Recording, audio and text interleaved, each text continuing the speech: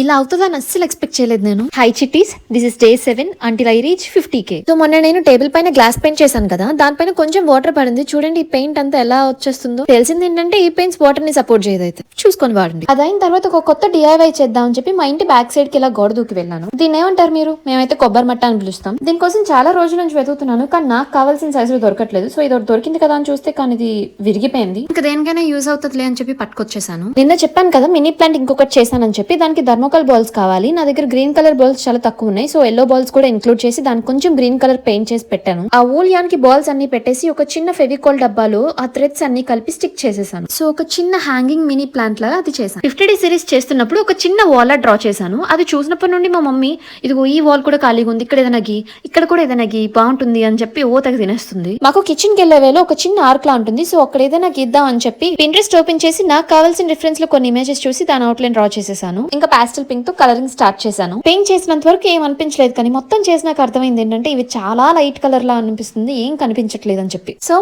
It's a big waste now. మళ్ళా కూర్చొని dark colour మొత్తం పెయింట్ చేశాను. కానీ అప్పటికీ నా ఎనర్జీ డౌన్ అవడం వల్ల ఓన్లీ వన్ సైడే డ్రా చేశాను. ది అదర్ సైడ్ నేను రేపు వీడియోలో చూపిస్తాను. ఇంకా స్పై గాని వాక్ కి తీసుకెళ్లి వచ్చేసాను. అండ్ ఇదిగో చాలా సింపుల్ గా కనిపిస్తున్నా, చాలా ఎక్కువ టైం తీసుకుని మన లోటస్ బాల్. దట్స్ ఇట్ చిటీస్. Thank you for watching. See you tomorrow.